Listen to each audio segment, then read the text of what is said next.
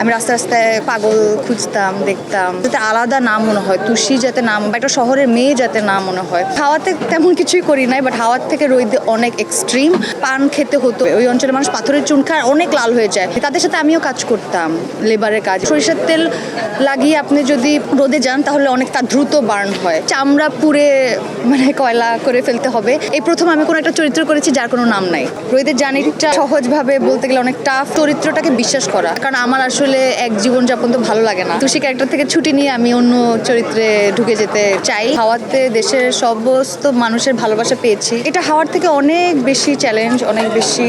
আমার মনে হচ্ছিল আমি হাতড়াচ্ছিলাম চরিত্রটাকে কিভাবে পাবো, কারণ আমি রাস্তায় রাস্তায় পাগল খুঁজতাম, দেখতাম। তাদের মতো হইতে চাওয়াটা মানে এটা এত ইজি না, মানে ওই জীবনটা যাপন করা এত সোজা না। মানে আমার মনে আছে আমরা প্রথম লুক টেস্টের জন্য যখন স্পেসে গেলাম তখন ওখানে মাটি ছিল না, মানে মাটি কাটা হচ্ছিল, কোনো ঘাস ছিল না, আর এত সান, মানে আমাদের এতটুকু একটা শেডের জায়গা ছিল যেখানে আমাদের টিম দাঁড়াবার মানে কেউ একজন সরলে আরেকজন দাঁড়াবে, এরকম একটা অবস্থার।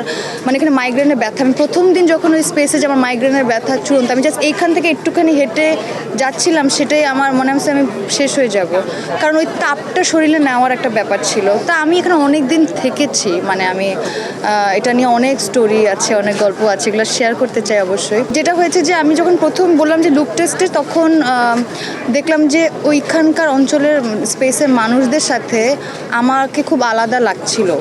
মানে আমরা ভিডিও করছিলাম, তখন বলছিল যে তোমাকে আরবান লাগতেছে, এটা হবে না এরকম, সেটা আরও ভেতরে ঢোকার গল্প আছে। সো ওদের সাথে মানে এখন 10টা মানুষ ওই অঞ্চলে দাঁড়ালে এবং আমি দাঁড়ালে যাতে সবাই মনে হয় যে এটা সবাই একই অঞ্চলের মানুষ, মানে আমাকে যাতে আলাদা না মনে হয়, তুষি যাতে নাম বা একটা শহরের মেয়ে যাতে না মনে হয়। সো এটা ছিল প্রথম চ্যালেঞ্জ। সো এটার জন্য মানে স্কিনটা, আমার যে ন্যাচারাল স্কিন টোন, সেটা আমার একটা সুবিধা যে আমার যে স্কিন সেটা আমি চাইলে পুড়িয়ে কালো হয়ে যেতে পারি, আবার চাইলেই আমি আবার যে আমার ন্যাচারাল টোন সেটা ফেরত আসে। সেটা আমি এই জীবনে 2বার করেছি। একবার হাওয়াতে তেমন কিছুই করি নাই, বাট হাওয়ার থেকে রোদে অনেক এক্সট্রিম। মানে সবচেয়ে চ্যালেঞ্জ ছিল যে আমি 6 মাস তো কোনো রকম শ্যাম্পু, সাবান, কন্ডিশনার, কোনো প্রসাধনী ইউজ করিনি, শুধু ওয়াটার, কোনো সোপ, কারণ সোপ দিলে ক্লিন হয়ে যায়। আমি চাচ্ছিলাম আমার পোর্সগুলো বের হোক, মানে পোর্স বলতে মানে ফ্রেকলস থাকুক।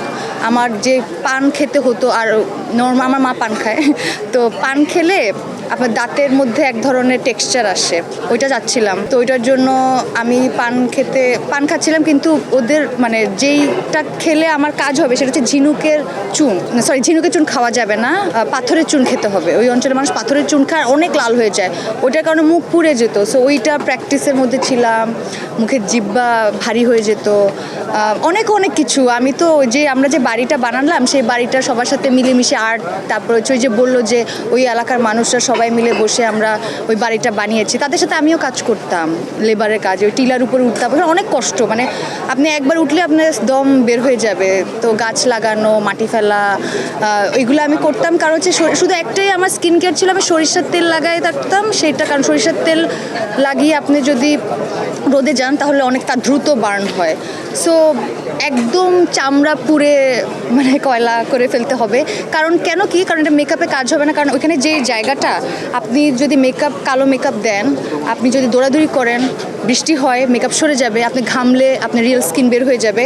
আর ওই অঞ্চলে আপনি এমনি থাকলে আপনি পুরে কালো হয়ে যাবেন, এটা আলাদা কিছু করা লাগে না। সো শুধু স্কিন না, আসলে এটা মানসিক জায়গাটা পৌঁছানো। শুধু আমাকে লুকে দেখা গেল যে একটা অন্য চরিত্র, সেটার সাথে তো আমার অভিনয়টা বা ওই ক্যারেক্টারটা করতে হবে, সেটা সাইকোলজি। মানে আমি যে চরিত্রটা করেছি, এই প্রথম আমি কোনো একটা চরিত্র করেছি যার কোনো নাম নাই, এটা বলে দিলাম আগের থেকে। তো ওই চরিত্রের সাইকোলজিতে থাকা এত সহজ না, কারণ দেখতে মনে হয় সহজ, কিন্তু এটা যখন করতে যাই তখন সেটা অনেক ডিফিকাল্ট। আমি বলবো যে হাওয়া তো অবশ্যই আমার জীবনে একটা গুরুত্বপূর্ণ কাজ, আমার প্রথম অভিনয়, আমি যেখানে as an actor different character explore করি।